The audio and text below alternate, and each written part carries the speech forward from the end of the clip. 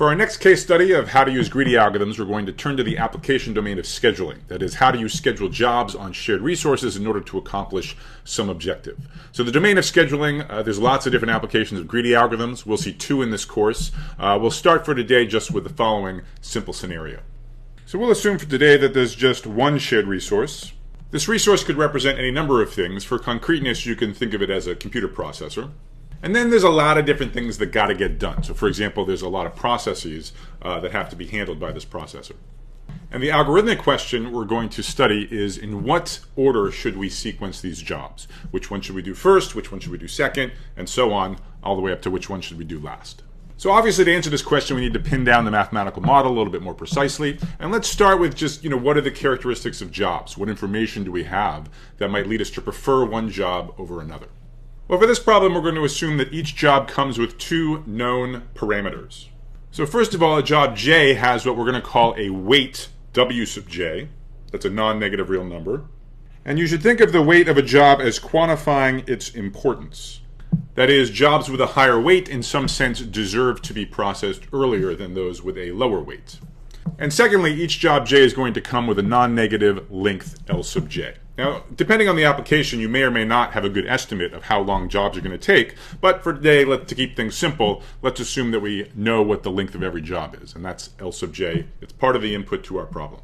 So we've now defined the input to this computational problem. We get n jobs, each specified by a weight and a length, and we know that the output is going to be a sequence of these n jobs in some order. So what we have to understand now is, what criterion do we want to optimize? What are we trying to accomplish with this sequence? To explain that, I need to tell you about completion times of jobs. So the completion time of a job is defined hopefully in exactly the way you'd think. So for the job which is scheduled first, it's just the length of the job, because that's how long it takes to process that job. For whatever job gets scheduled second, its completion time is the length of the first job, and then the length of that job itself. So in other words, it's just the total time which elapses before that job gets completed. Okay, so in general, the completion time of a job is just the sum of the lengths of the jobs scheduled to before that job plus the length of that job itself. To make sure this is clear, let's go through a quick example. So suppose there are three jobs with lengths 1, 2, and 3. I'm not going to tell you the job weights because they're irrelevant for the purposes of computing the completion time. And let's suppose we do the schedule where we just schedule job 1 first, then job 2, then job 3. So pictorially, I'm going to represent that schedule just by stacking the jobs on top of each other with the interpretation that time starts at the bottom. So time 0 is where we schedule job 1, and then time increases as we go from the bottom to the top of the diagram. And the question then is, what are the completion times of these three jobs? Okay, so the correct answer is answer C.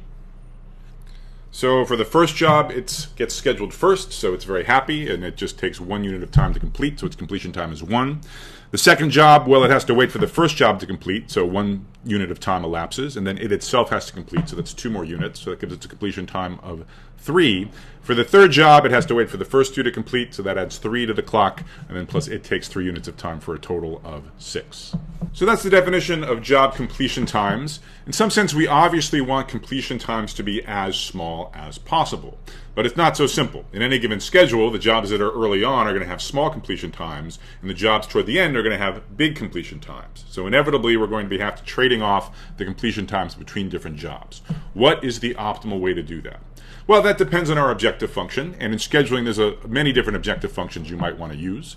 Today I'm just going to tell you about one. It's not the only natural objective function, but it's one of several most natural objective functions. It's called minimizing the weighted sum of completion times. You translate this English phrase into mathematics in the obvious way. What you want to do is you want to minimize the sum over all n jobs of their completion time, but then multiplied by their weight Wj. Okay, so the sum over j of Wj times Cj, where Wj is the weight and Cj is the completion time as defined on the previous slide. If you think about it for a second, you'll realize this is equivalent to minimizing the weighted average of the completion times with the weights given as in the input. So just to make sure this makes sense, let's go back to the example that we saw. In that example, we had jobs with lengths 1, 2, and 3, and we thought about the schedule where we scheduled them in that order. To evaluate this objective function, I have to tell you their weights. So let's suppose their weights are 3, 2, and 1, respectively. In this case, the weighted sum of completion times in the schedule in the previous slide, well, first we begin with the first job, which has weight 3. Its completion time, remember, was 1. Then we have the second job with weight 2. Its completion time was 3. Then we have the third job with weight 1. Its completion time was 6. So we sum up the weighted completion times, and we get a total of 15. And I'll let you verify that, in fact, of all of the 3 factorial or 6 schedules in that example, this is, in fact, the schedule that minimizes the weighted sum of completion times.